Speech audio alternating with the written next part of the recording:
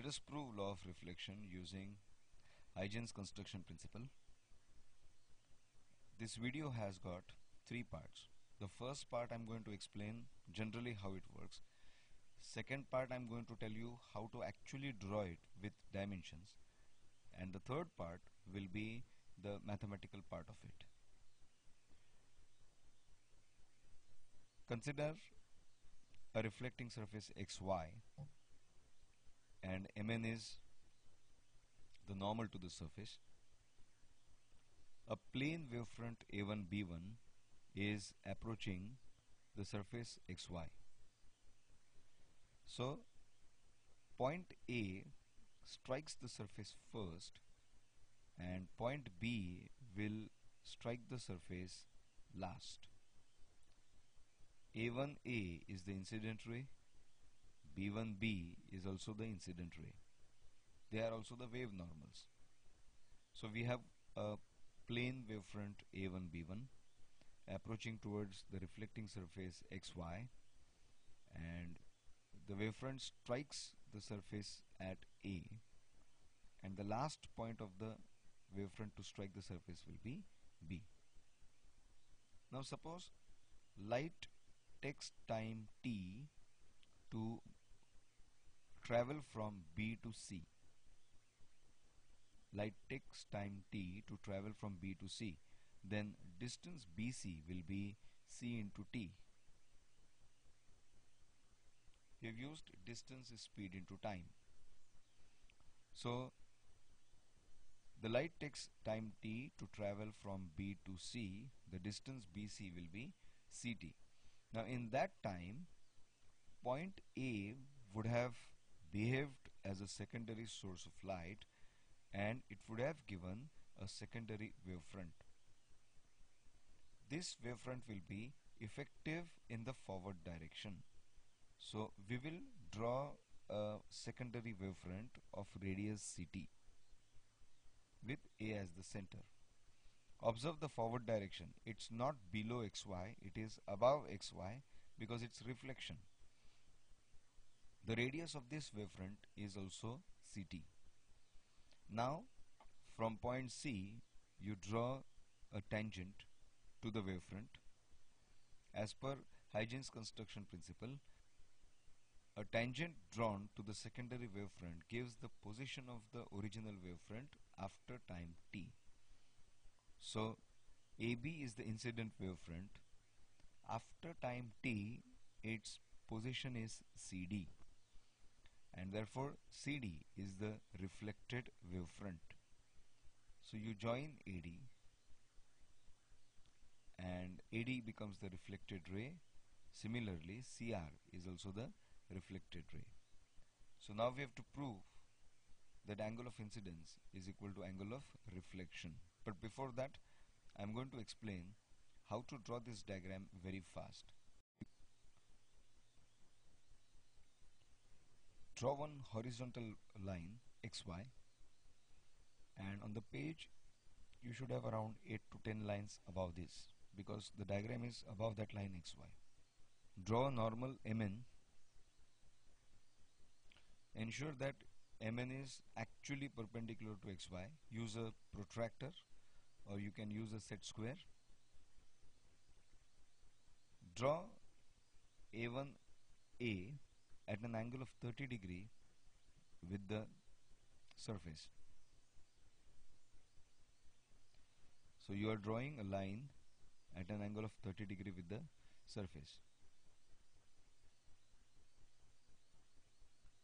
To this line, draw AB perpendicular of length 2 cm.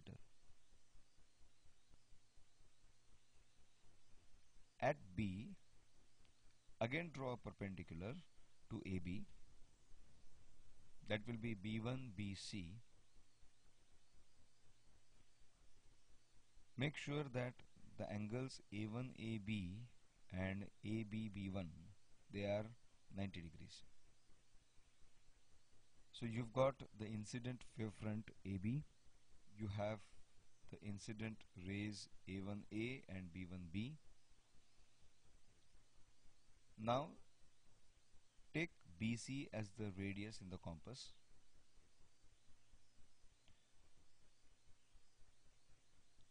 and with A as the center, draw the secondary wavefront.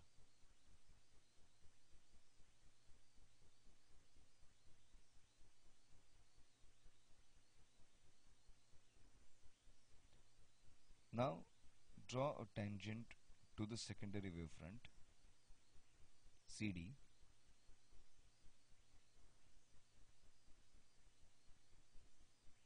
and join AD.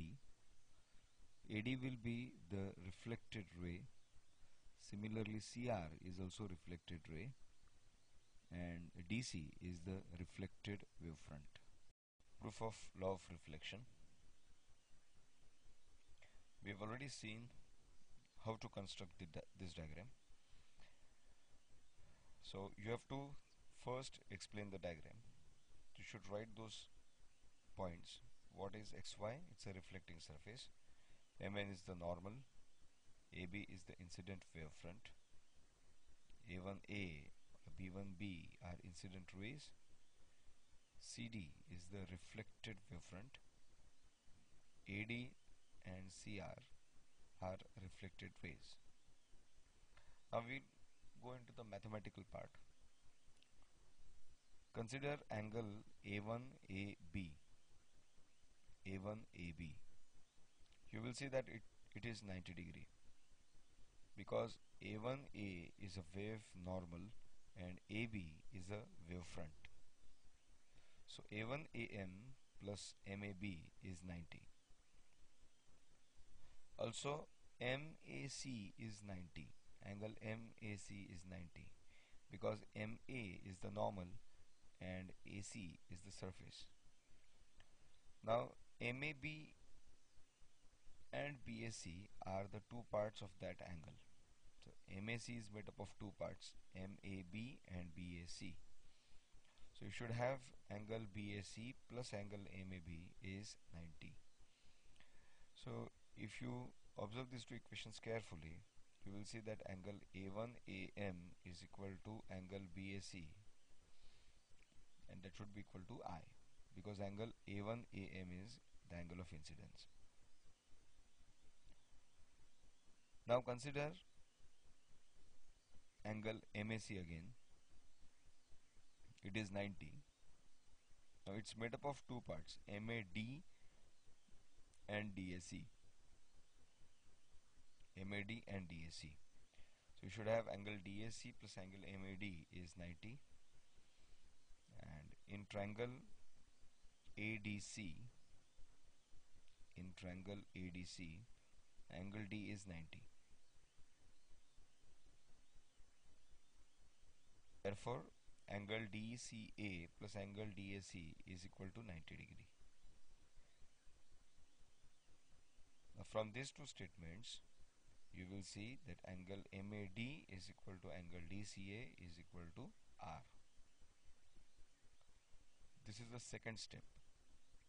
The third step, in triangle BAC and triangle DCA, we are considering two triangles, BAC and DCA. Side AC is common, it's the hypotenuse. Side BC is equal to side AD, both are equal to CT. Refer to the derivation, how to construct this diagram. You had taken BC as the radius in the compass and with A as the center you had drawn the secondary wavelet. So AD was the radius and it's equal to CT. Therefore by hypotenuse side test you are getting triangle BAC is congruent to triangle DCA. Note the sequence in which I have written the triangle vertices BAC and DCA. Therefore corresponding angles will be equal. Therefore I should have BAC is equal to DCA. Therefore I is equal to R. And now the last step. As seen in the figure, the incident ray A1A normal MN and the reflected ray AD, they all lie in the same plane. The incident ray and the reflected ray lie on the either side of the normal. We thus prove the law of reflection. So, quickly summarize the steps. The first step is to explain the diagram. The second step is to show that angle BAC is I and angle DCA is R. The third step is to prove the two triangles congruent, and the last step is you have to just explain the points of law of reflection.